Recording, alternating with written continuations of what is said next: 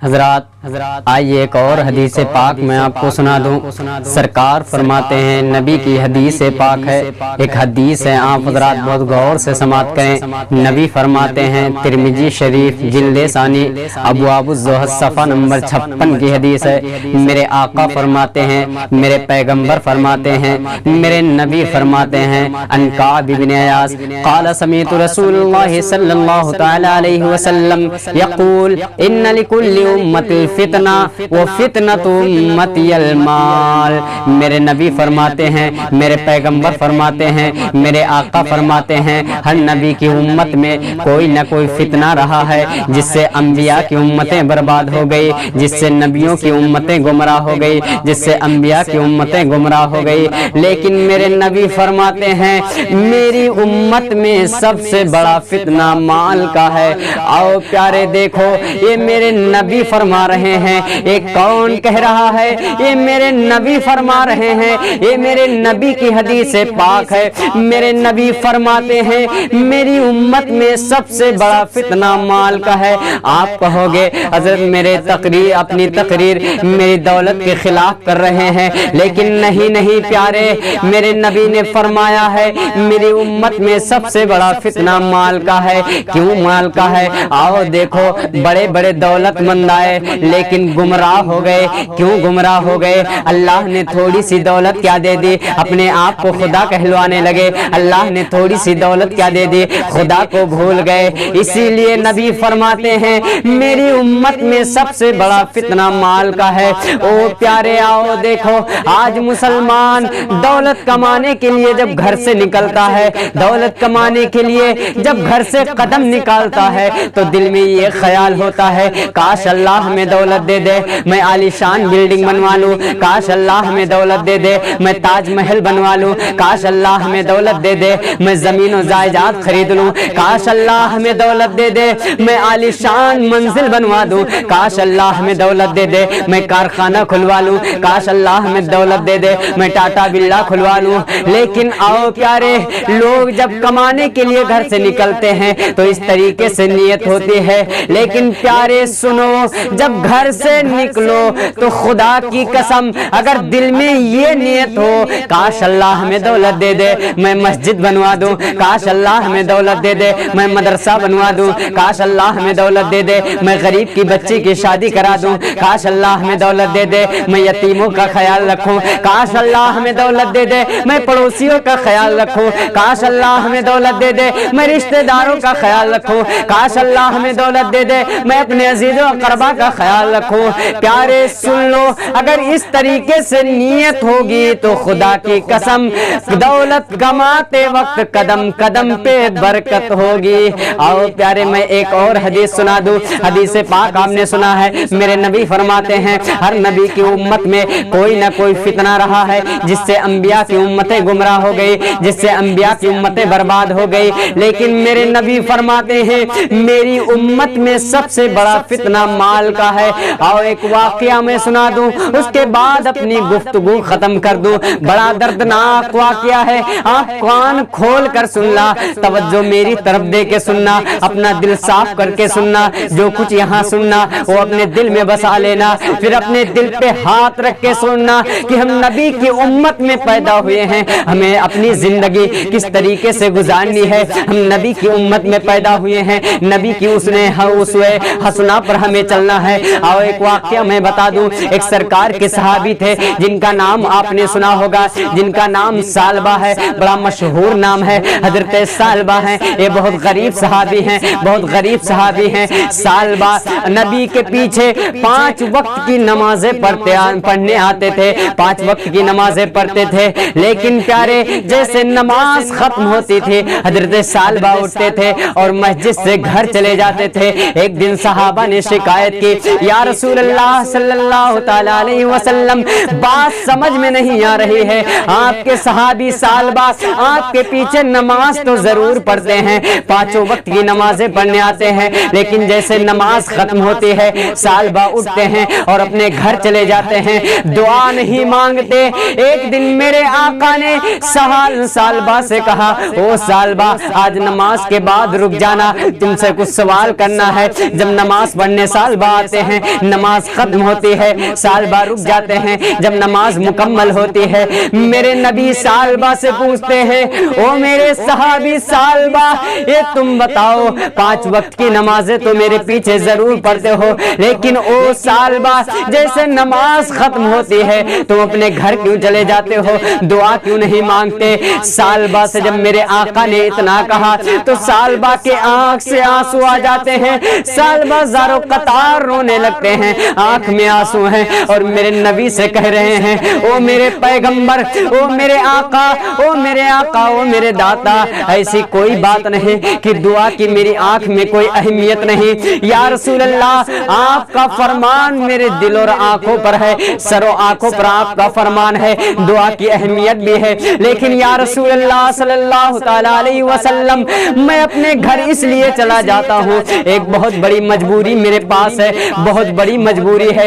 मेरे आका ने फरमाया, ओ सालबा कौन सी मजबूरी है? मेरे आका जब पूछते हैं, ओ सालबा तुम्हारे पास कौन सी मजबूरी है जो तुम अपने घर चले जाते हो? हजरत सालबा कहते हैं, या रसूल अल्लाह सल्लल्लाहु तआला अलैहि वसल्लम, फिदा का भी वो उम्मी, या रसूल अल्लाह मेरे माँ बाप आपके कदमों पे कुर्बान, या रसूल अल्लाह सल्लल्लाहु तआला अलैहि वसल्लम, मेरे पास इतनी बड़ी मजबूरी है, मेरे पास इतनी बड़ी मजबूरी है, या रसूल अल्लाह मैं नमाज खत्म होता है तो इसलिए घर चला जाता हूँ कि मेरे घर में सिर्फ एक जोड़ी कपड़ा है।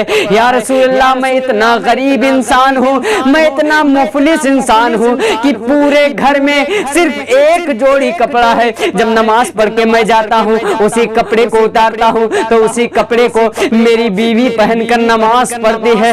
बड़ा दर्दनाक वाक़या है प्यारे, सुनो, मेरी बीवी उसी कपड़े को पहनकर नमाज पढ़ती है। जब सालबा ने इतना कहा तो मेरे आका के आंख से आंसू आ गए, मेरे आका भी रोने लगे। मेरे आका ने फरमाया, ओ सालबा सब्र करो, इन्नल्लाह मअस साबिरीन, ए सालबा सब्र करने वालों के साथ अल्लाह है, ए सालबा सब्र करने वालों के साथ अल्लाह है, सब्र का फल मीठा होता है। ओ सालबा सब्र करो। लेकिन सालबा और ज़ारो कतार रोने लगे, और ज्यादा रोने लगे, और ज्यादा रोने लगे। मेरे आका से हजरत सालबा अर्ज़ कर रहे हैं, या रसूल अल्लाह सल्लल्लाहु तआला अलैहि वसल्लम, जब तक मेरा राज छुपाता कोई बात नहीं थी, आज मेरा राज खुल गया है, वो भी किसी और के सामने नहीं, जो दोनों जहां के मालिक मुख्तार हैं, जिनके हाथ जिनके कब्जे में पूरी दुनिया है, उनके सामने मेरा राज खुल गया है। या रसूल अल्लाह सल्लल्लाहु तआला अलैहि वसल्लम, आज मेरा राज खुल गया है, आज मेरा कलेजा मेरे मुंह को आ रहा है, या रसूल अल्लाह कुछ अता कर दीजिए। मेरे आका ने फरमाया, ओ सालबा तुम्हारे लिए गरीबी ही बेहतर है, गरीबी ही बेहतर है, गरीबी ही बेहतर है। मेरे आका ने 3 बार फरमाया, ओ सालबा तुम्हारे लिए गरीबी ही बेहतर है, लेकिन सालबा ना माने और ज़ारो कतार रोने लगे। आखिरकार मेरे आका सालबा के मुस्तकबिल को देख रहे थे, मेरे आका सालबा के आने वाले जमाने को देख रहे थे कि सालबा का आने वाला जमाना कैसा होगा। ओ प्यारे सुनो, हजरत सालबा मेरे आका के सामने और रोने लगे। हजरत सालबा जब और रोने लगे तो मेरे नबी ने फरमाया, मेरे पैगंबर ने पूछा, ओ सालबा ये बताओ फिर तुम्हें क्या चाहिए? मेरे आका ने फरमाया, ओ सालबा तुम्हें क्या चाहिए? आखिरकार जब सालबा ना माने तो मेरे नबी ने फरमाया, ओ सालबा तुम्हें क्या चाहिए? तो हजरत सालबा ने कहा, या रसूल अल्लाह मुझे बकरी खरीद दी जाए, मैं बकरी की परवरिश भी करता रहूंगा, उससे मालो दौलत भी कमाता रहूंगा। मेरे आका ने कुछ दिरहम अता किया और फरमाया, सालबा जाकर बकरी खरीद लो। जब सालबा एक बकरी खरीद कर लाए, मेरे पैगंबर ने दुआ कर दी। मेरे आका की दुआ की बरकत देखो, 1 साल के अंदर वही एक बकरी 100 से ज्यादा बकरियां हो जाती हैं। बच्चा देना जब शुरू करती है वो एक बकरी 100 से ज्यादा बकरियां हो जाती हैं। उसके बाद कुछ दिनों के बाद और बकरियां बढ़ती हैं। अब सालबा की एक बकरी, मेरे आका की दुआ की बरकत देखो, सालबा के पास बकरियां बढ़ती जा रही हैं। कुछ दिनों के बाद 500-600 से ज्यादा बकरियां हो गई। अब सालबा को शहर में रहना दुश्वार हो गया। सालबा सोचते हैं, लाओ अपनी बकरियों को ले लूं और जंगल चला जाऊं, वहीं पे रहूं और अपनी बकरियों को वहीं पे रखूं। हजरत सालबा अपनी बकरी को लेते हैं और जंगल की तरफ चल देते हैं। ہیں, جنگل میں جاتے ہیں, چھوٹا سا آشیانہ بنا لیتے ہیں, چھوٹی سی جھوپڑی بنا لیتے ہیں اور وہیں پہ رہنے لگتے ہیں. اب وہی سالبہ, او پیارے سنو, وہی سالبہ ہیں جو نبی کے پیچھے 5 وقت کی نمازیں پڑھتے تھے, اب نبی کے پیچھے 4 وقت کی نمازیں پڑھتے ہیں اور بکریاں بڑھتی ہیں. وہی سالبہ جو 5 وقت کی نمازیں پڑھتے تھے اب 3 وقت کی نمازیں پڑھتے ہیں اور بکریاں بڑھتی ہیں, 2 وقت کی نمازیں پڑھتے ہیں اور بکریاں بڑھتی ہیں, 1 وقت کی نمازیں پڑھتے ہیں اور بکریاں بڑھتی ہیں. صرف جمعہ ایک ہفتے میں 1 دن مسجد جاتے ہیں. اب آؤ دیکھو بڑا دردناک واقعہ ہے پیارے, یہ اللہ کے پیارے نبی کے پیارے صحابی تھے جو پہلے غریب تھے, نبی کے پیچھے مسجد نبوی شریف میں 5 وقت کی نمازیں پڑھتے تھے, لیکن اب مالدار ہو گئے تو دھیرے دھیرے 5 قضا ہونے لگی. جمعہ پڑھتے ہیں اب اور بکریاں بڑھتی ہیں, وہ بھی ختم ہو جاتا ہے, جمعہ کی نماز بھی نہیں پڑھتے. وہ پیارے دیکھو اسی درمیان اللہ کا حکم ہوتا ہے وَأَقِيمُوا الصَّلَاةَ وَآتُوا الزَّكَاةَ, جو مالدار ہیں ان پر زکوٰۃ فرض ہے. حضرت سالبہ کے پاس میرے نبی کے اوپر جب یہ آیت کریمہ نازل ہوئی, اللہ کا حکم ہوا جو مالدار ہیں ان پر زکوٰۃ فرض ہے, وہ زکوٰۃ ادا کرے. میرے نبی نے اپنے ایک قاصد کو حضرت سالبہ کے پاس بھیجا کہ او میرے قاصد, اب سالبہ بھی مالدار ہو گئے ہیں, ان پر زکوٰۃ فرض ہو گیا ہے, جاؤ ان سے زکوٰۃ کا سوال کرو کہ اللہ اور اس کے رسول کا حکم ہے کہ زکوٰۃ ادا کرو. او سالبہ, اب دیکھو حضرت میرے نبی کا ایک قاصد سالبہ کے پاس پہنچتا ہے اور زکوٰۃ کا سوال کرتا ہے. حضرت سالبہ زکوٰۃ دینے سے بہانہ کر دیتے ہیں, ادھر ادھر کی باتیں بنا دیتے ہیں, زکوٰۃ ادا نہیں کرتے ہیں. جب نبی کا قاصد نبی کی بارگاہ میں پہنچتا ہے اور پورا معاملہ سناتا ہے تو میرے نبی کے آنکھوں سے آنسو آ گئے اور حضرت سالبہ کی طرف توجہ کر کے حضرت سالبہ کی طرف میرے نبی نے اشارہ کیا اور فرمایا او سالبہ, میں نے کہا تھا تمہارے لیے غریبی ہی بہتر ہے, غریبی ہی بہتر ہے, غریبی ہی بہتر ہے. او سالبہ, تم نہ مانے تھے, آج تم سے اللہ بھی ناراض ہو گیا اور اس کا رسول بھی ناراض ہو گیا. او پیارے, کچھ دنوں کے بعد میرے نبی دنیا سے چل بسے, میرے نبی دنیا سے چلے گئے, میرے نبی دنیا میں نہیں رہے. کچھ دنوں کے بعد جب حضرت ابو بکر صدیق کا زمانہ آیا, حضرت سالبہ سوچتے ہیں لاؤ کچھ بکریوں کی زکوٰۃ ابو بکر کی بارگاہ میں لے کر جاؤں, اگر ابو بکر صدیق قبول کر لیں گے تو میرا کام بن جائے گا. حضرت ابو بکر صدیق کی بارگاہ میں حضرت سالبہ بکریوں کو لے کر آتے ہیں.